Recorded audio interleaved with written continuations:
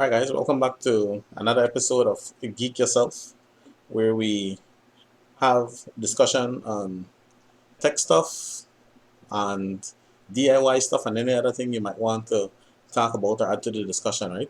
So a little bit of housekeeping before we start. Um, I am running again the Jitsi server, and so I'll bring that up on screen so that you guys can take a view if you want to conference in. That is available. There's no password, so I want to see how it works out. I know last time we had a couple questions at the end that some people left on the comment, and I also want to address those in the beginning. So the Jitsi server, let me put that on screen. That will be at https / meet.jit.si / bapplay episode 2, right, or EP2. I also have it in the description for the um, episode for today, so you can just copy and paste it from there and place it in a browser. If you can remember last time we spoke about Jitsi, it's one of those free conferencing software and open source software, right? So I'm trying to make sure that we utilize that as much as possible. So remember that that is somewhere down below in the description for the feed. Um, Also, we have, of course, our comment section available, and I'll jump into that first. We want to look at one of the comments that we got last time from one of our viewers, right? So I want to make sure that I answer those first. So I'm just reading from what's on screen here. It was a question by uh, Joey Brand, and it says, "Hi Marcellus, I went to Jitsi and it wasn't live, and I'll skip some because that is not relevant now." He was hoping that we could answer some questions about stream quality, right? And so he was concerned more about stream quality. It says your stream quality isn't the best either, right? And yet all the technology that I have and I'm using is capable of incredible resolution, and yet I'm running into a brick wall. It says he has a Nikon D5600, one of the HP X360 4K laptop, and a Blue Yeti mic. And the goal would be able to get amazing high quality um, stream in Zoom or Microsoft Teams meeting for video conferencing. It says, I've seen many videos on YouTube suggesting using OBS Studio, which I have the video quality, which I've heard the video quality is incredible, but won't transfer into Zoom with just a software. I was directed to SparkleCam, which does work, but the feed is always grainy and blurry. And he's saying that I have no idea how to get the DSLR HD quality feed into my video conferencing, and so help, right? And so this was one of the questions left last time on the stream as I started out, and so I thought I would address that first. And he's right in saying that the quality of streaming versus when you're just placing up a video on your YouTube site is different, right? With DSLR, of course, you expect that you'll get that high quality video out. Um, but for streaming, it's a little bit different. If you're looking to pump out high quality video for a stream, there are several factors. I guess one of the main factors to consider is the bitrate. So while you have all of these nice equipment, your bitrate does determine some to some extent the quality of the video that you'll get out. One of the recommendations I have, and let me pull that up. I did a video sometime about 4 months ago. Let me put that on screen. So about 4 months ago, I did a video of using Nikon D3300, and of course, this can be done with any DSLR camera for live streaming with OBS and Elgato, right?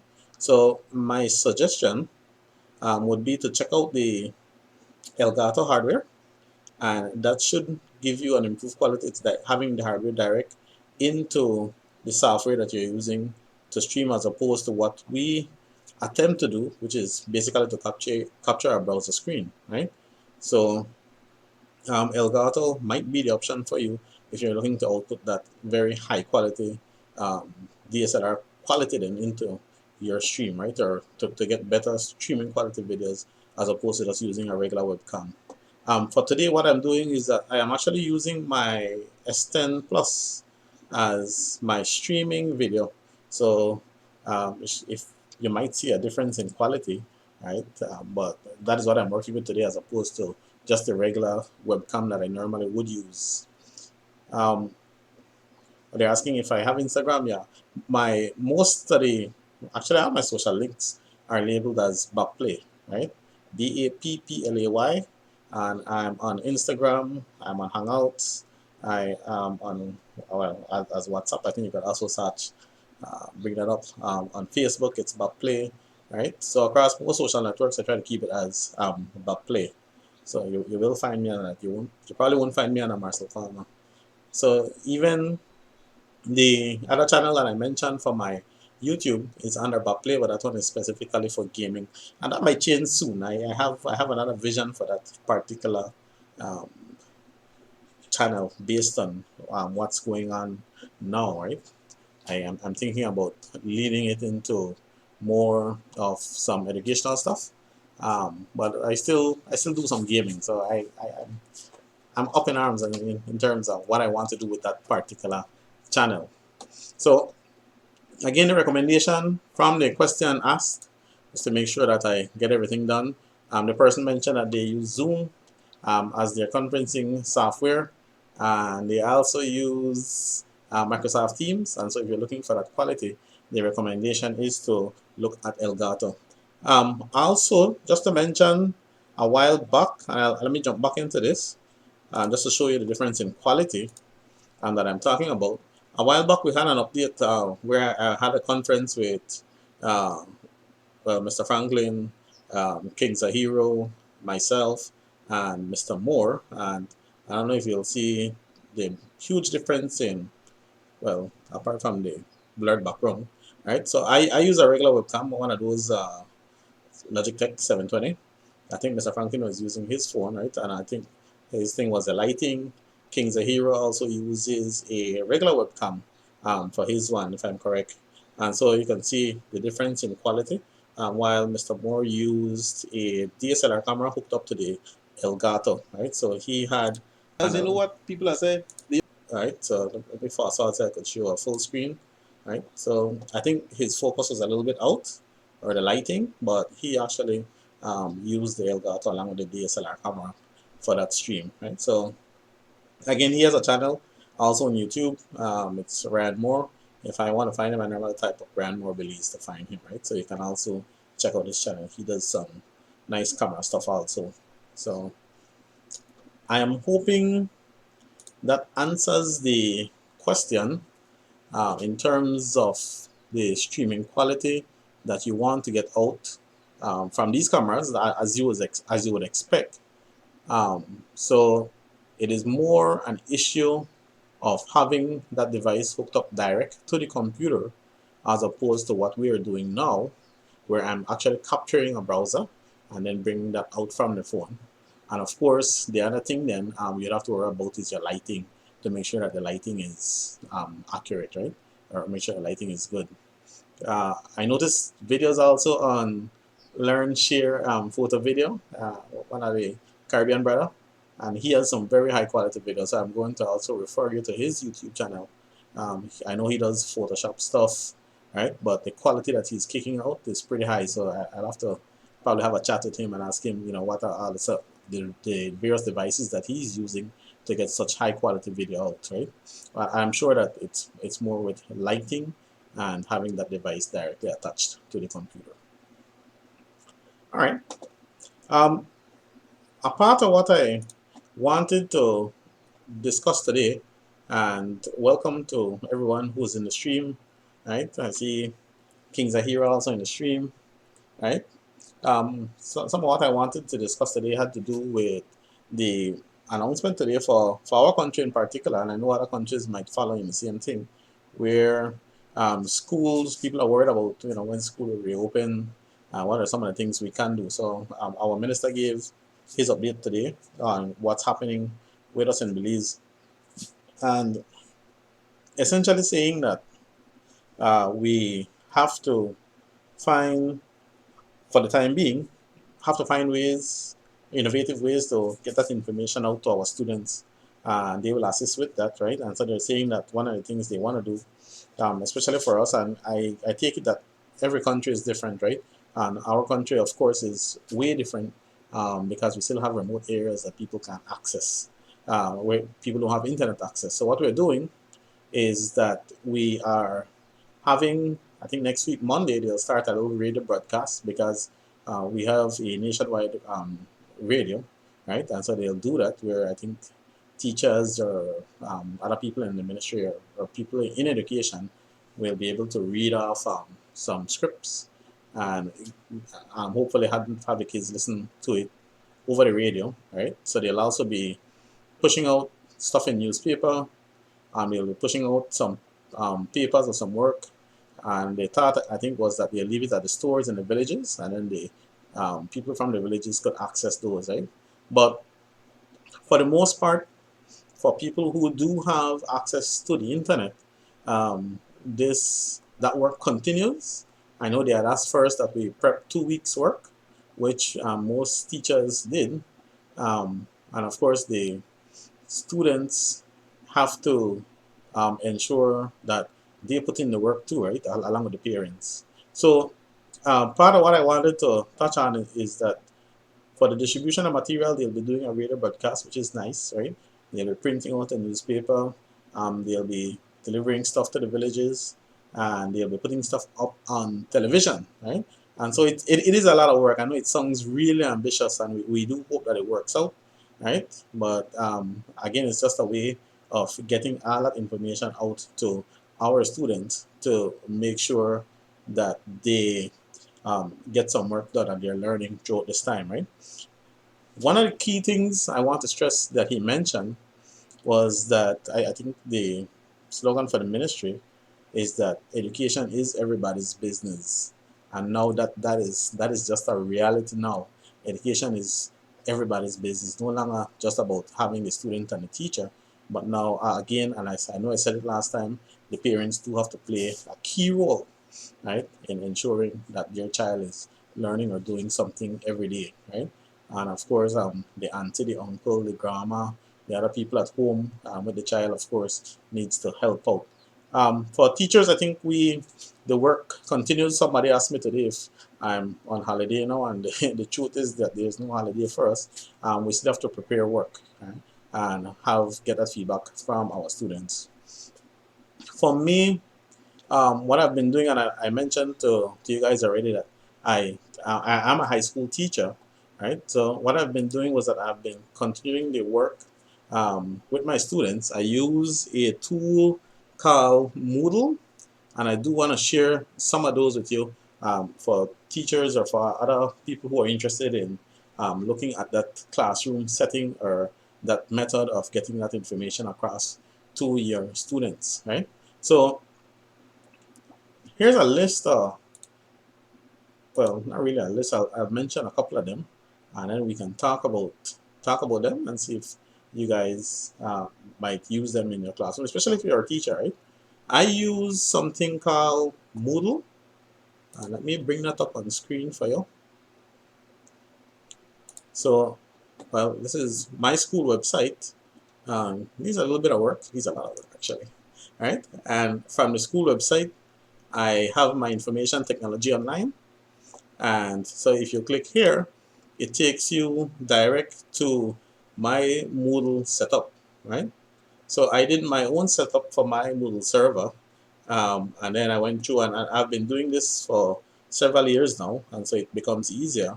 So under my courses, I had set up information technology and I started with fourth farm initially, and then I worked my way down to third farm, and I'm hoping that the trend continues and I can get the entire high school body work into information technology online, right?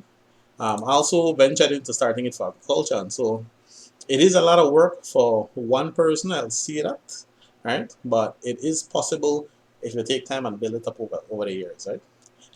Now that we're in this crisis, I can see I can see us starting something like this and continue to build on it, and having well, the point is that it gives your students a platform that they can go to get your work and so forth done, right? Let me show you. Let me click on Fort Farm, right? And this may be all jumbled up. So I have my a little form at the beginning. I have my course outline, right? And you notice I started here from 2017. Um, well, this is POB notes from the other teacher. Because what we did was that when this thing started a couple of weeks back, we just decided that we'll just show some work, use the Moodle site as is, as opposed to us going in and changing stuff up, right? So normally what I do for most things that I'm doing, if I'm starting a new topic, I would have a forum, and so the child gets to write up, do a little write up, right? Describe what is a database, right? A small write up, and they get to share with each other. Um, and then I would have something that they can submit in, and so there's a submission, so you can actually place up work for them and then have them submitting stuff based on what you're including in, and then you can check that direct online, right? So this is one of the power with this tool, is that one, you have the discussion within students, right? So there's that back and forth with forum. Normally what I do is that to adopt some of the same university standard is that we have them write up a forum and then have them reflect on at least two forums that were written up by their classmate. And so then this gives them a chance to share with each other. Um, Apart from that, you can place up notes, right? If you have notes you want to show, if you have tests and quizzes. If you're a teacher and you want to give a test and a quiz, you can place up multiple choice test or quiz, and then have the computer grade the multiple choice, if so be the case. Or there are times when you can actually read through and then have you do the grading afterwards, right? But the students take a while to get accustomed to it. It's something you have to try with them to actually get it working. But I don't want to spend too much time talking about Moodle, but just know that Moodle is one of the tools available. So to set up Moodle, you have to have a little bit of know-how, right? If you're looking into setting up your own Moodle server. The reason I use Moodle is because Moodle is an open source software. And like I mentioned before, I'm big into the use of open source software, right? And so I took my time, I set up my server, and so I'm just building on that now. I think our national university also uses Moodle for their students, and so it's a nice transition for them when they move from high school into sixth form. Um, the Moodle is something that they would have seen already, right? And I think Galen and other universities around the Caribbean might have also or might also use that Moodle platform, right? Simply because it's open source, so I'm pretty sure they use it. All right. Another software that is available that I see teachers using is one called Google Classroom, right?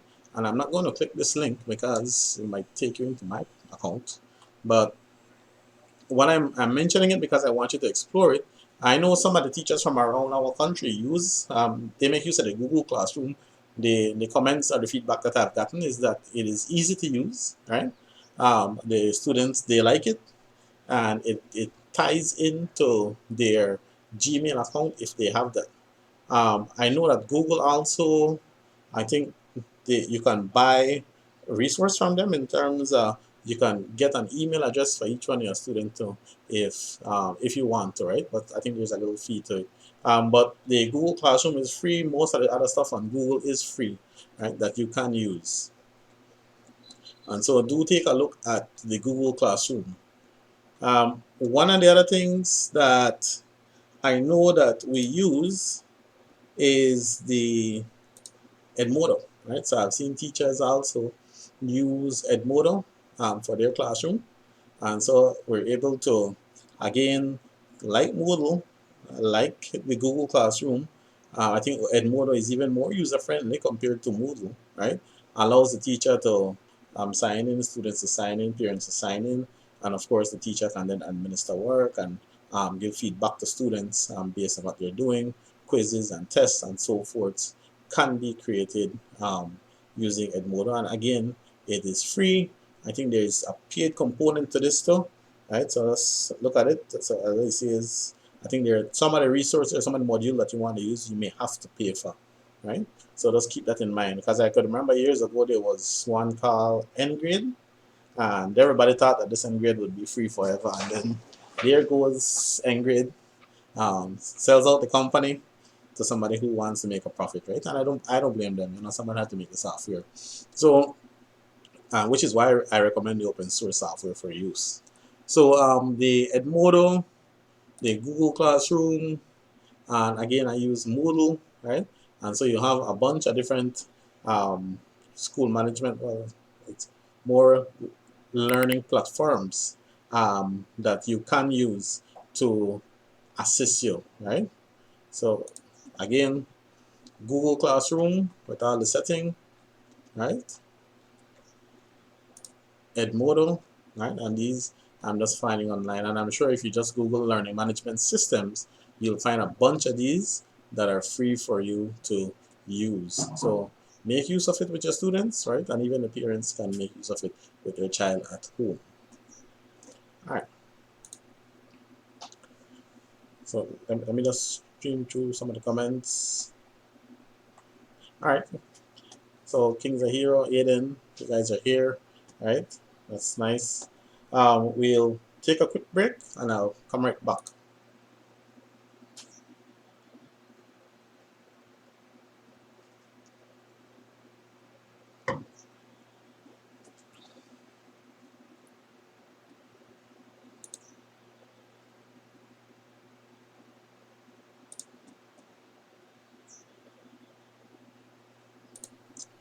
All right, so remember that if you want to make a contribution in terms of conferencing, you can always get us here at meet.git.si/bapplay EP2, and that gives you a chance to do a live call, right?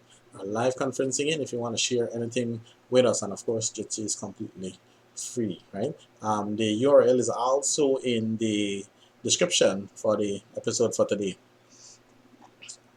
All right. So again, the discussion first spoke about some educational tools that can assist you with work, especially if you're a teacher, in getting work placed up online for your students. And of course, the ministry is doing all they can to assist in ensuring that work is distributed to keep the child learning, right? Um, and again, the education is now really everybody's business. So I love that saying. Education is everybody's business, which is totally true. Some of the guys are asking about summer holiday. For the students, you can take it like you're in summer right now, right? Know that we are missing a lot. We are missing a lot, right? So, will the virus be killed on summer? We certainly hope so, man. Right? But with this time that we're home, again, I like to stress that we should be learning something new, right? All right. One of the other things I wanted to touch on, and this one is kind of, let me share something during the press conference today that they had, right? This happened. moe.gov.bz, and maybe it's up now. I didn't refresh the screen. It says error establishing a database connection, right? And this happens a lot in terms, it happens a lot to our government agencies here in Belize, right? And there's always a bunch of excuses, right? But why I'm bringing this up is because um, for web hosting, that's a word, right? Web hosting. I know we probably look from the look side, we probably host our website and it's still, oh, it's up now, it's slow. Because somebody asked a question during the press conference was can they rely on information from the ministry's website, and why is it always down, and will it crash in terms of overloading and so forth, right? This is more a technical issue having to do with the people who work with the web hosting for this particular site of our government websites in our country. One of the recommendations I would have for them is that why not host outside? Why do we why do we feel like we have to try to be heroes and host our own website, right? While it's nice to be able to pat my chest and say, you know what, I created a web server and I am able to host my own site at home, we do run into issues in terms of maintenance, right? So they mentioned this morning that when the site went down, it was because of a blackout in the city or blackout in Belmopan, some one of those areas, right? So it means that our websites, for our government websites, are being hosted right here in Belize. That's one. Two, that they are not attached to any backup, which is weird, right? To any battery backup system. And so as soon as there's a power outage, the entire thing goes down, which I find unacceptable, right? For my particular school, I know I showed you earlier the Moodle site that we use on our website. We pay for hosting, right? You pay for hosting, so you actually pay a company for hosting space on their server, right? And of course, they give you all the other services necessary. They back up the UPS to ensure that you never have power outage, the bandwidth that you will need, right? And of course, it is those servers are designed to handle thousands, if not millions, of users at the same time, right? And so you don't run into the problem that we have been seeing. I saw it also with CXC's website, and again, this is Caribbean based. As soon as it gets congested with, let's say, 5,000 users, right? It starts running slow. Eventually, the machine crashes or the server crashes that is running the software. So I say this to mention to those people who might be listening that there are other hosting services available that we can utilize, and it might actually be cheaper, because I know that's normally the case, that you want to cut costs, right? It might actually be cheaper for you to pay for hosting than to try to maintain a computer for the year, right? And I say this because, let's say, for instance, we host, let's say you have a hosting with one of the hosting companies like um, GoDaddy or Host Monster or Google Host, right? And so forth. So let's say you have hosting one of those companies and you're paying about $10. So it's about, yeah, call it about five to $6 US for the month, right? We round it off to five to make it easier, make the math easier. So it means then that you're paying about $60 for the year, right? Could be a little bit more, right? I think we pay about 300 Belize for the entire year, so it's about $150 US for the year. Um, for and that's because the time I bought the package, we have unlimited emails, we have unlimited space. I know now the price has gone up in terms of hosting, right? And I'm talking about hosting with Host Monster, right? Let me see if I can bring that up for you guys too. So maybe nobody has ever given them the recommendation on hosting. Right? So you can host, let me bring that on screen. You can host, and this is a nice hosting company, Host Monster, right? And $4.95 a month, $5 US a month, right? And they will provide you with server space that you can create your website on, dump your website on, and I've never really seen them down. And they have a nice service that they offer in terms of if you have a problem with your website, and they can help you out, right? So they do offer 24/7 support. That's something that they do, so you're paying for that service. So the recommendation for our and any well, people as a government might have sensitive information, blah blah blah. You're managing your server, you're paying for that service, right? So host outside if possible, or if you know that you want to be Mr. Next host monster, then ensure that your devices are on power backup, right? Ensure that you have everything in place, especially if you're hosting for something like the country website, right? So there's Host Monster. I know Google does some hosting also. Um, there is GoDaddy for hosting, right? And most of the prices are kind of around the same thing. It's around the $5 a month hosting. So some things that you need if you want to be able to host your own website, if you're not doing it at home, one, you'll need space, right, or a computer or a machine that you can rent. In this case, then you're renting out a server. You'll need a domain name, and a domain name is, for example, um, tcc.edu.bz. That's your domain name. So you'll also pay, I think, a $17 a year fee for the domain name, right? And you'll pay for that also through the hosting company that you're working with. Um, so domain name, space. That's pretty much it, right? And then of course you do the setup. Now, what's available for us, just so you know, you don't have to be a total um, coding guru in order to get a website up and running, right? There's a bunch of open source platform available for you to use, right? So there's a bunch of them available that is free. I know Host Monster also does support click to install, meaning that you only have to click through and get some of these websites up and running in a couple minutes, right? There's one called Joomla. Let's see if I could pull that up.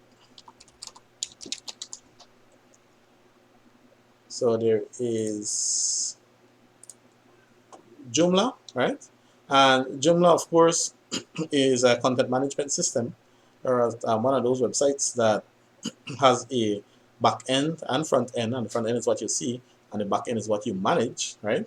And so you don't have to be a website creator as such in terms of learning how to code or learn HTML or PHP or those languages in order to use these software, right? It's like using a software.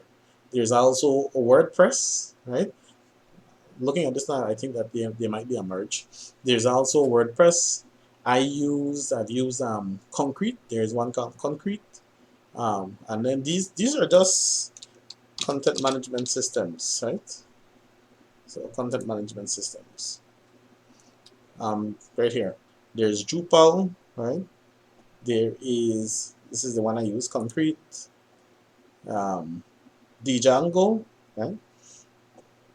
Is OpenCMS. And what these allow you to do is that they allow you to, I use Piwigo as my picture hosting one for school. They allow you to quickly set up a web server or quickly set up a website that you can use for hosting whatever you want, whether you're doing e-commerce site or you're doing a learning management platform, or you just want a site to show off your pictures or show off some work that you're doing, right? And so there is this bunch of what we call content management systems available for you, and these are free. What you look for when you look for hosting is that you want to make sure that these are available in one click. If not, then you'll have to download the package and get it installed on your particular server that you're using. And I know that they have made it far easier now in terms of just getting a server up and running in minutes, right?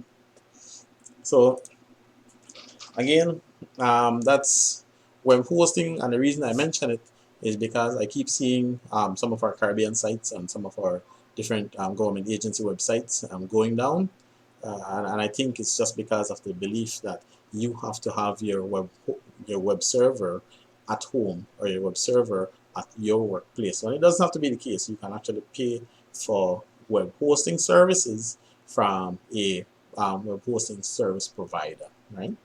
So I'll take a break and we'll be right back.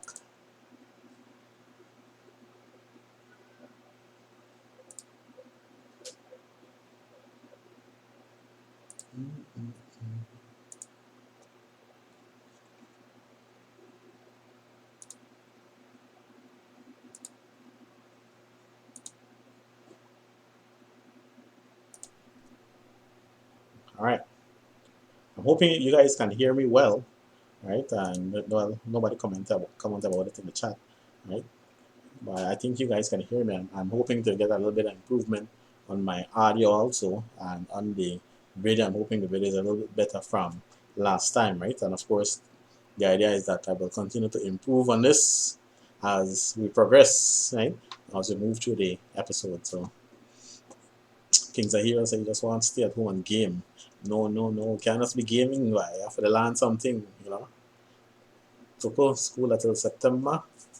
Haha, we're not sure.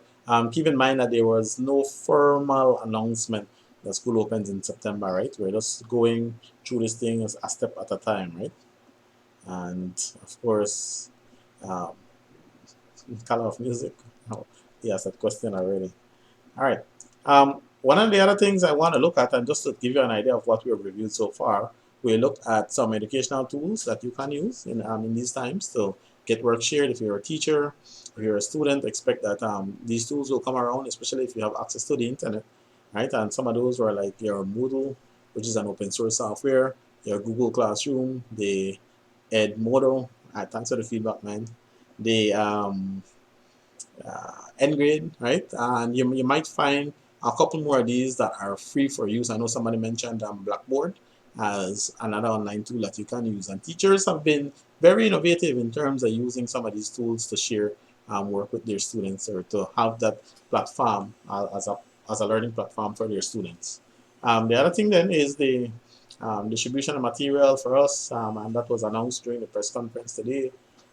And just now we spoke about web hosting, so that we know that web hosting is not something that is all that difficult now, right? You have to do a little bit of payment, but the balance to that payment is that somebody else manages your server.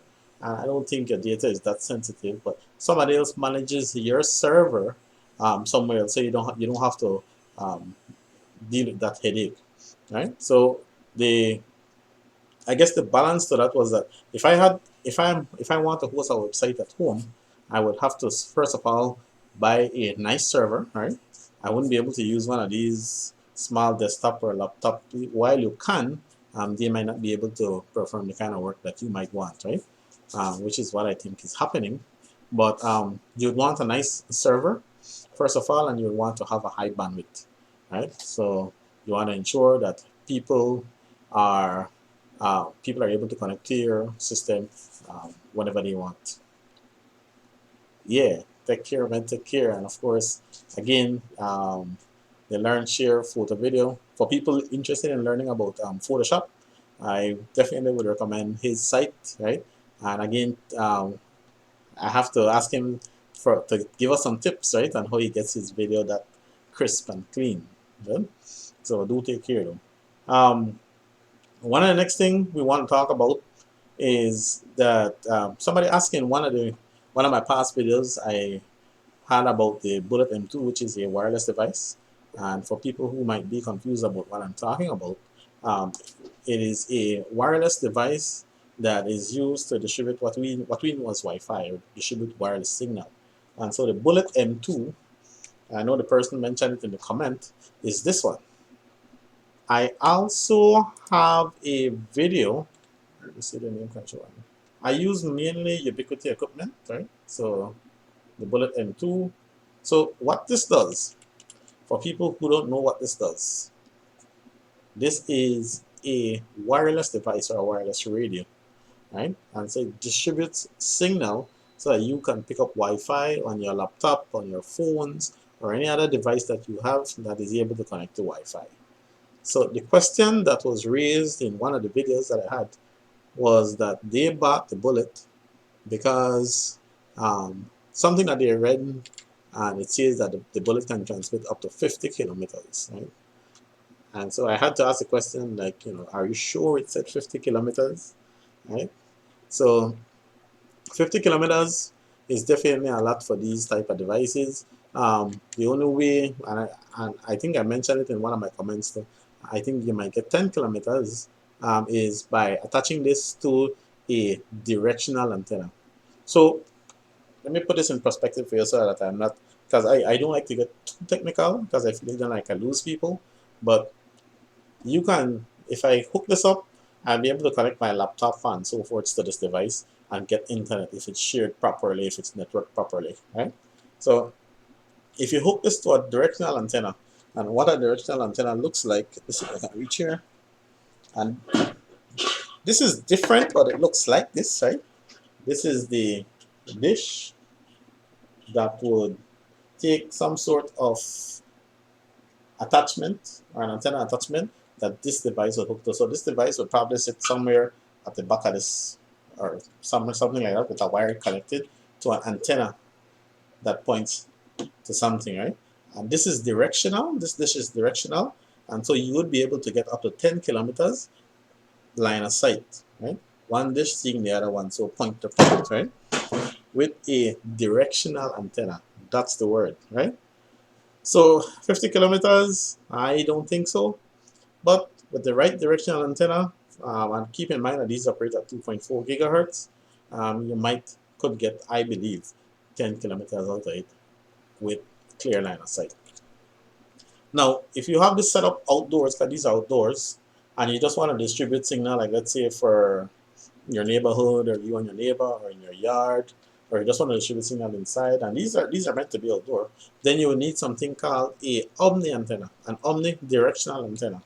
Now, what a omnidirectional antenna is that it pushes signal like this. So the signal goes like that in all direction, right? How that looks is that, and I have one here, so it might look a little bit, looks like a pipe, right? I I wish I had one open so I could show you guys the inside, because these antennas are so simply built. This one is I think a 14 dBi antenna, but has a connector to the back, if you can see that. This one is used, so right.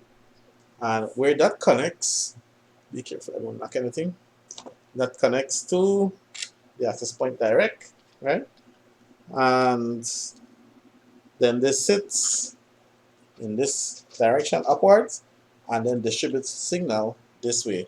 Now, for most of these omnidirectional antenna, you might get 150 feet out of them in a clear area.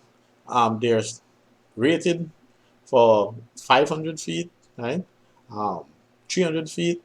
Again, wireless signal does depends on what is in the area, in the area that may affect your signal, right? So keep that in mind. So I'm hoping I answered that question about the Bullet M2 in particular, and this is called a Bullet M2, right? And how far you're able to get signal using that Bullet M2. The recommendation is if you want signal very far, that you use something with a higher frequency, which is a 5 gigahertz frequency. And I know that they also sell these in the Caribbean, but I use either a Nano Bridge M2 or a Light Beam, right? And so you have these Ubiquity products available. This one is a Light Beam M5, and this operates, of course, at 5 gigahertz, right? And it's a little dish, really, right?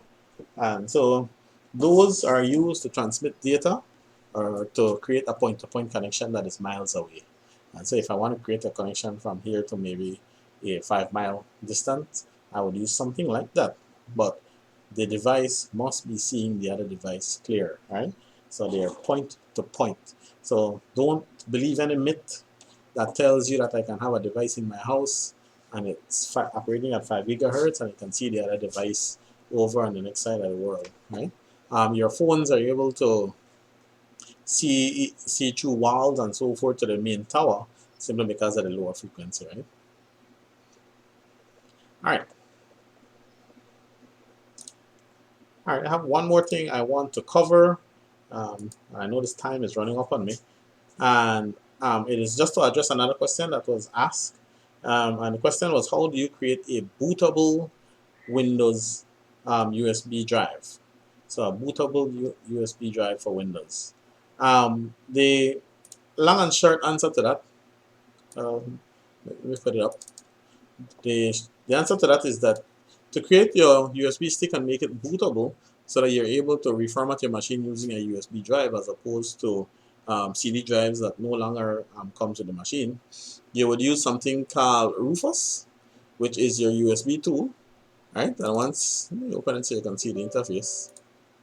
Once you have Rufus attached, um, it will ask for a device, so you plug a flash drive into your computer and you specify your Windows image, right? And that is what it's called.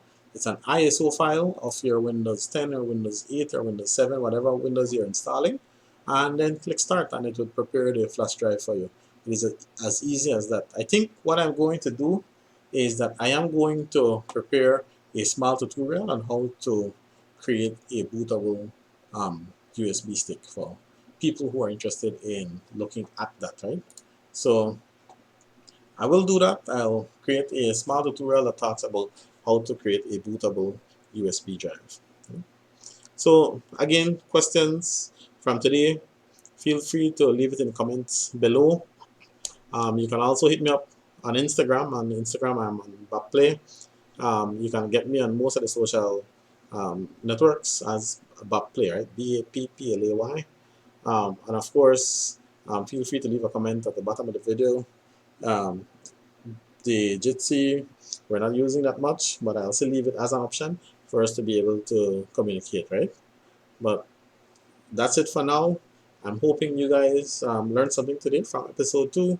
Um, you can also hit me up. My email is bapplay@gmail, right? So you can also email in whatever questions you might have that you want me to address in the next episode. Like always, guys, have fun, be safe, and go out and geek yourself.